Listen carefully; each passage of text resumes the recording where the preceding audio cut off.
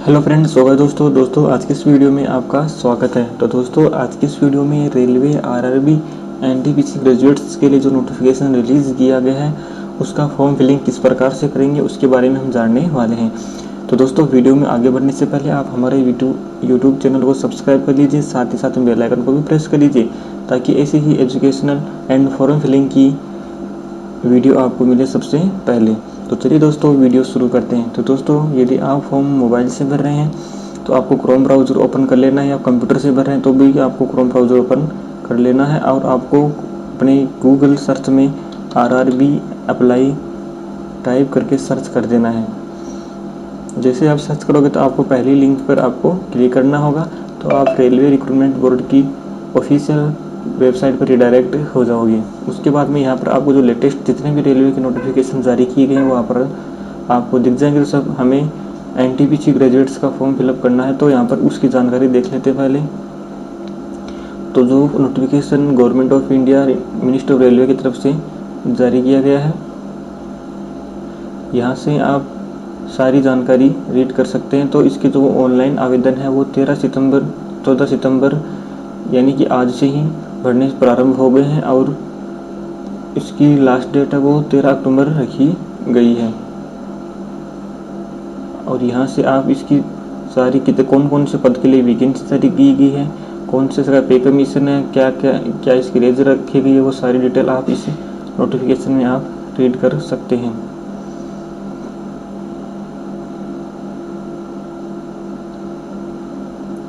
यहाँ पर सारे जनरल इंस्ट्रक्शंस दिए गए हैं, तो आप इसको ध्यानपूर्वक रीड कर लेना फॉर्म भरने से पहले। यहाँ पर अलग अलग कैटेगरी के लिए अलग अलग एज लिमिट दी गई है।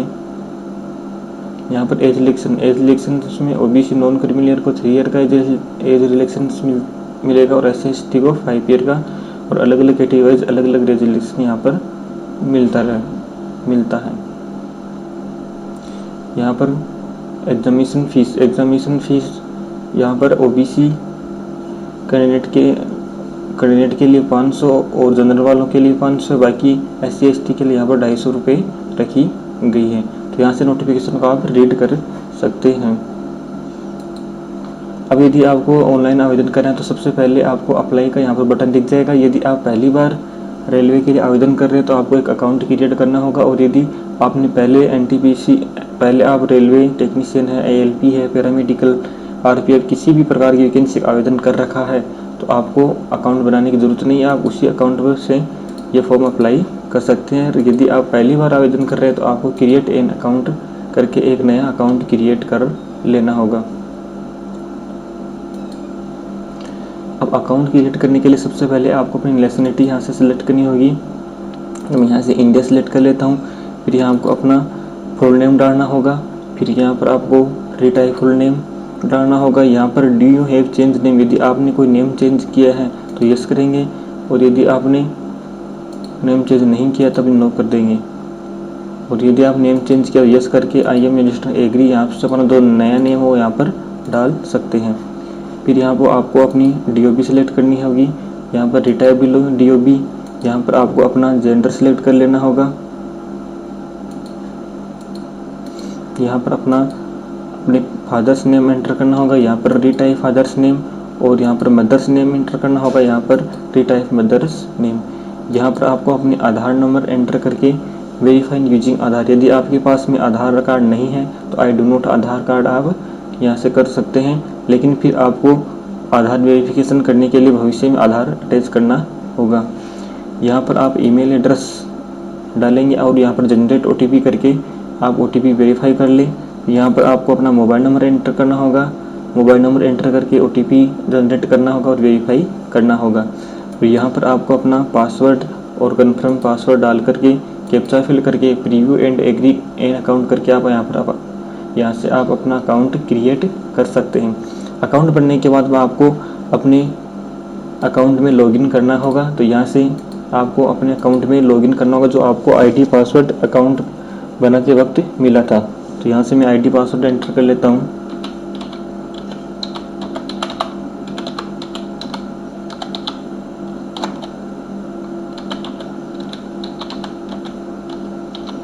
यहाँ पर आपको अपना पासवर्ड एंटर कर लेना है।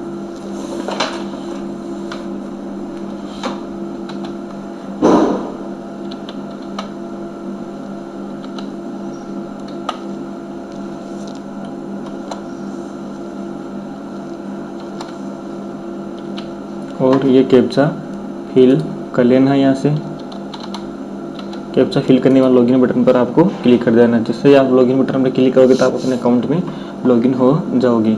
यहाँ पर आपको ऑनलाइन एप्लीकेशन वाले सेक्शन पर जाना है और यहाँ पर CN non technical popular categories NTPC, तो यहाँ पर सबसे पहले आपको अपने RRB जोन का सिलेक्ट कर लेना है। कौन से जोन से आप फॉर्म अप्लाई करना चाहते हो, तो मैं यहाँ पर अजमेर जोन सेलेक्ट कर लेता हूँ। यहाँ पर I am not currently distributed यानी कि डिवार्ड या RRB या RRC के द्वारा डिवार्ड नहीं किए गए हो, तो यहाँ पर आपको यस टिक करके और नेक्स्ट बटन पर क्लिक कर देना है। जैसे नेक्स्ट बटन पर आप क्लिक करोगे तो आपकी जो रजिस्ट्रेशन किया था आपने, वहाँ से आपकी सारी डिटेल यहाँ से ले ली जाएगी। तो यहाँ से नेम, फादर्स नेम, सारी डिटेल वहाँ से आ जाएगी। OBC certificate, OBC certificate name, issue of authority, यहाँ आपको इश्यू ऑफ अथॉरिटी सेलेक्ट करनी है कि जो सर्टिफिकेट है वो कौन सी अथॉरिटी द्वारा इश्यूड किया गया है।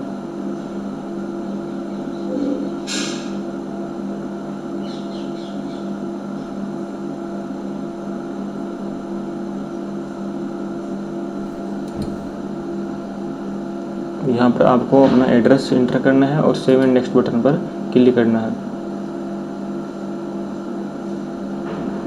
यहाँ से आपको अपना स्टेट सेलेक्ट कर लेना है।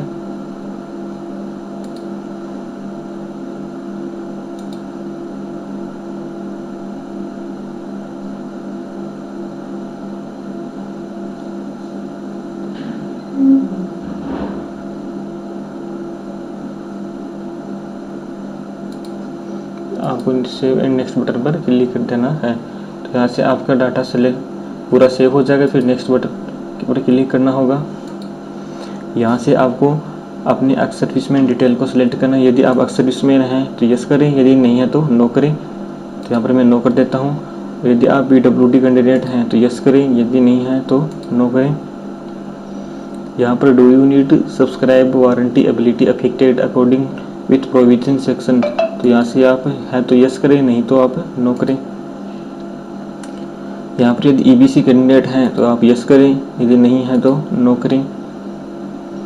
यहाँ पर detail of railway serving railway applicant, यदि आप ऑलरेडी रेलवे के एम्प्लॉयमेंट हैं तो यहाँ पर यस करें, अन्यथा आप नो करें। और यहाँ पर आपको अपनी बैंक डिटेल एंटर करनी होगी, जो आपको CBT 1 होने के बाद में यदि आप डिस्क्वालीफाई होते हैं तो आपका रिफंड इसी में ट्रांसफ़र किया जाएगा। यहाँ पर सेव बटन पर क्लिक करें, सेव डिटेल आपकी सेव हो जाएगी। उसके बाद नेक्स्ट बटन पर आप अब यहाँ पर आपको अपने मेट्रिकुलेशन का की मार्कशीट रिजल्ट दिख जाएंगे। यहाँ पर आपको अपनी एजुकेशन क्वालिफिकेशन को सेलेक्ट करना है। यहाँ पर बैचलर डिग्री में सेलेक्ट कर लेता हूँ। फिर आपको बैचलर डिग्री सेलेक्ट कर लेना है। यहाँ पर सब स्ट्रीम आपने कौन सी स्ट्रीम से बैचलर डिग्री किया वो यहाँ पर आपको एंटर कर देना है।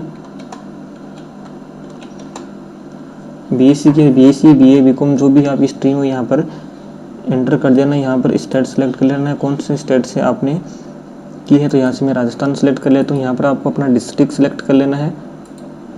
यहाँ पर आपको कॉलेज या यूनिवर्सिटी का नेम टाइप कर देना है। तो यहाँ से मैं यूनिवर्सिटी एंड कॉलेज का नेम टाइप कर लेता हूँ।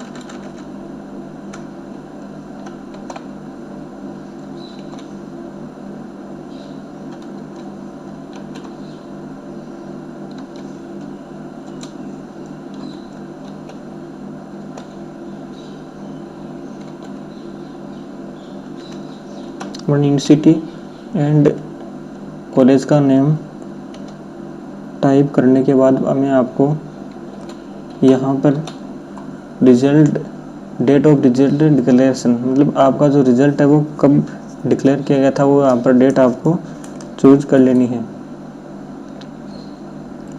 तो यहाँ से जब भी आपका रिज़ल्ट डिक्लेयर किया गया था वो डेट यहाँ पर आपको डाल देनी है।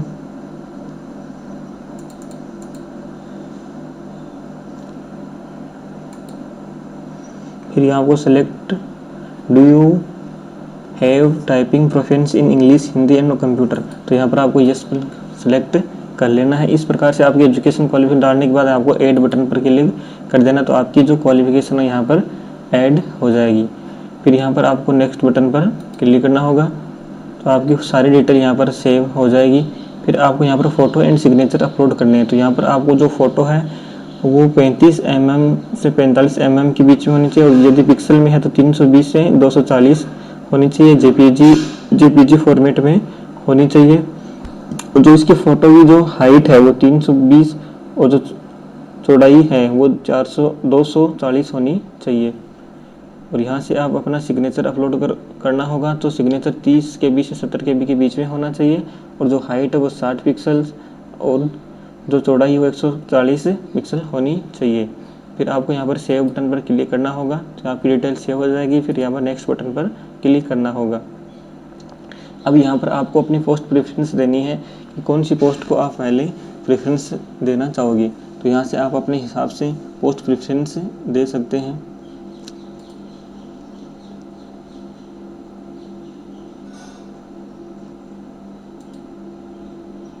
तो एक एक करके आपको सभी पोस्ट को प्रेफरेंस करना होगा।